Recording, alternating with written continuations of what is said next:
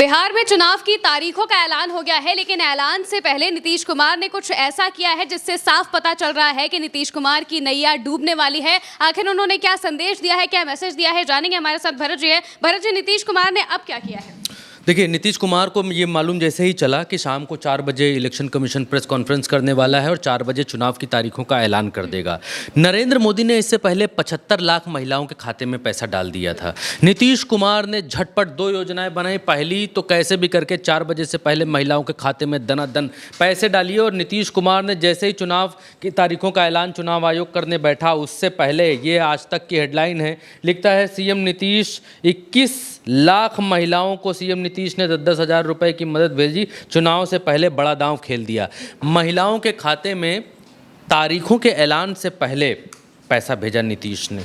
दूसरी सबसे बड़ी बात नीतीश ने ये करी कि पटना में मेट्रो चलाई जानी है। लगभग 4 किलोमीटर, 4.5 किलोमीटर के आसपास की मेट्रो है, जो भूतनाथ मार्केट तक और आईएसबीटी से चल के भूतनाथ मार्केट तक जाती है। बीच में 1-2 मेट्रो स्टेशन हैं, और इतनी दूर की नीतीश कुमार ने मेट्रो का उद्घाटन दे मारा, धड़ाक से उद्घाटन कर डाला। और ये नीतीश कुमार की वो तस्वीर जो आपने देखी। नीतीश कुमार ने इससे पहले कई सारी योजनाएं दनादन लॉन्च की। अब नीतीश कुमार को ये यकीन नहीं रहा है कि बिहार के भीतर उनका अपना सजातीय वोटर भी उनके साथ रहेगा। नीतीश कुमार और एनडीए दोनों पूरी की पूरी असमंजस की स्थिति में है कि बिहार की जनता किधर जा रही। बहुत जिम्मेदारी से मैं इस बात को कह रहा हूँ कि भारतीय जनता पार्टी और समूचे एनडीए की हालत बिहार के भीतर ये है कि उनको ये मालूम ही नहीं चल पा रहा है कि इस बार वोटर करने वाला क्या है। क्या वो इनके पिछले 5 साल के शासनकाल से खुश है, दुखी है, नाराज़ है, मोदी के नाम पर देगा नहीं देगा, नीतीश के नाम पर देगा नहीं देगा। जो भारतीय जनता पार्टी इतना क्लियर रहती है, हिंदू मुसलमान में क्लियर रहती है, भारतीय जनता पार्टी खुद लड़ेगी या खुद अपना मुख्यमंत्री रखेगी या किसी और का रखेगी, कुछ क्लियर नहीं है। सब कुछ अनक्लियर है कि अभी कौन सी सीट पर कौन लड़ेगा, ये भी अनक्लियर है। इवन यहाँ तक कि नीतीश कुमार और भारतीय जनता पार्टी के बीच सीट का बंटवारा, जब मैं आपसे बात कर रहा हूँ उस समय तक सीटों का बंटवारा नहीं हुआ है। नीतीश कुमार 115 सीटों पर अड़े हुए हैं और 115 से ज़्यादा चाहते हैं वो, और 115 पिछली बार उनको मिली थी तो उस पर वो अड़े हुए हैं। भारतीय जनता पार्टी नीतीश कुमार को ये समझा रही है कि नीतीश जी आप 100 सीटें ले लीजिए, 101 सीटें ले लीजिए, चलिए आप 101 ले लीजिए, हम 100 ले लेंगे। लेकिन नीतीश कुमार मानने को तैयार नहीं। भारतीय जनता पार्टी के सामने संकट चारों तरफ से है। पहला संकट ये है कि वो चिराग पासवान को मनाए कैसे। अगर जीतना है तो फिर पूरा कुनबा साथ लेके चलना पड़ेगा। चिराग पासवान मांग रहे हैं 70, 40 पे आकर सेटलमेंट हो सकता है, लेकिन 40 देने की हालत में भारतीय जनता पार्टी है नहीं। जब 100 पर भारतीय जनता पार्टी और नीतीश लड़ेंगे तो 40 देंगे कहाँ से, कई बार हम लोग बता चुके हैं उसको। अब वो 40 मांग रहे हैं, चलो 20 पर भी अगर ले आते हैं चिराग को, तो मांझी भी 20 मांग रहे हैं, 15 से नीचे वो हटने को तैयार नहीं है। तो 20, 10, 30 और 5, 35 ऐसे हो गई, और 10, 11, 15 मांग रहे हैं उपेंद्र कुशवाहा। तो मामला तो यहाँ पर बिल्कुल टाइटली फंसा हुआ है कि कैसे करें कैसे ना करें। अब नीतीश कुमार और भारतीय जनता पार्टी दोनों को ये लग रहा है कि जब कुछ समझ नहीं आ रहा है, जब ये नहीं समझ पा रहे हैं कि जनता हमको वोट चोर समझ रही है या एंटी इनकम्बेंसी का फैक्टर होगा, या नीतीश कुमार की जो लड़खड़ाई हुई इतने दिनों की सरकार चली है, उस सरकार पर लोग वोट करेंगे नहीं करेंगे, बिदक जाएंगे, नहीं देंगे कि नहीं देंगे, जब कुछ समझ नहीं आ रहा है तो एक सिंगल लक्ष्य निकाला है, पैसा बांटो, पैसा बांटो, पैसा बांटो, पैसा बांटो।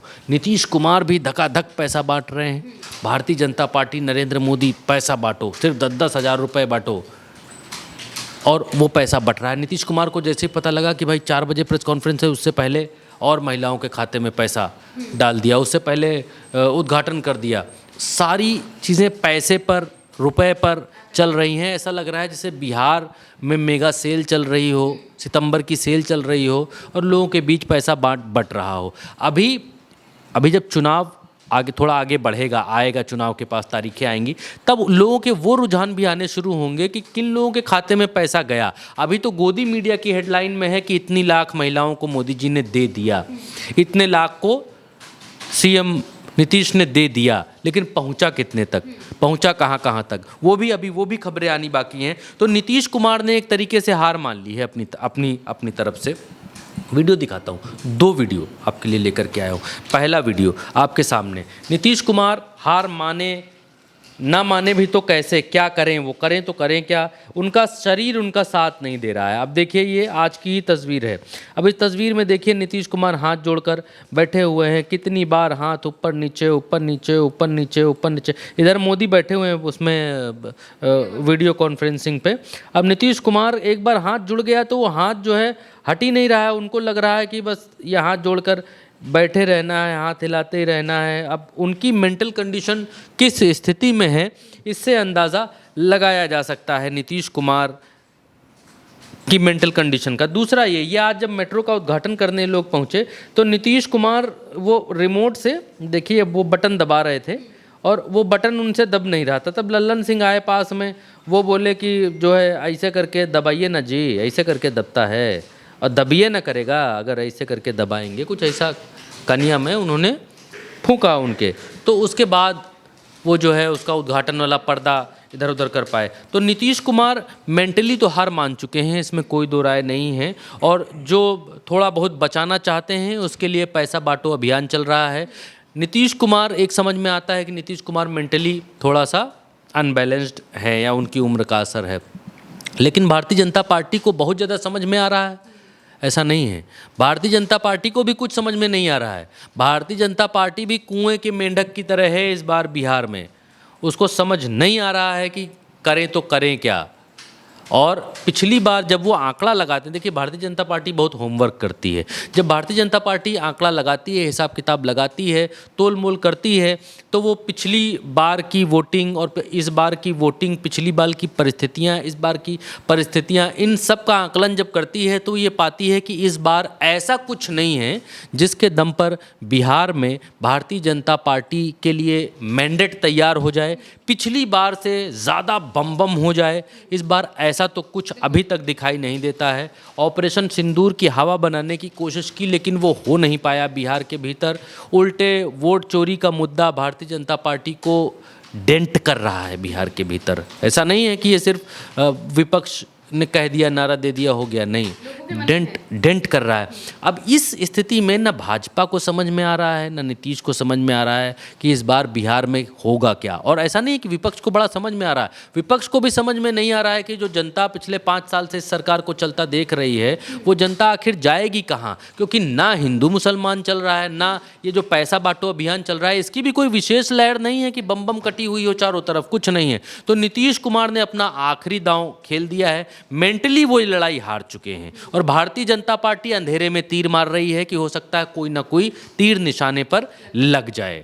तो अब नीतीश कुमार के हाथ में जितनी भी चालें थी, जितना गेम था, जो वो कर सकते थे, जो वो बांट सकते थे, जो वो दे सकते थे, खजाना कहाँ है, कितना है, कैसे है, उससे मतलब नहीं हो तो बात की आएंगी, सरकारें देखेंगी। लेकिन नीतीश कुमार के हाथ से बाजी फिसलती हुई आज की तारीख में दिखलाई दे रही है। वो निराशा का भाव उनके चेहरे पर अंतिम दिन चुनाव की, क्योंकि अब तो आचार संहिता लग गया है, इसको आप अंतिम दिन ही कहेंगे। आचार संहिता लगने के बाद अब कोई भी नया काम सरकार नहीं कर सकती है।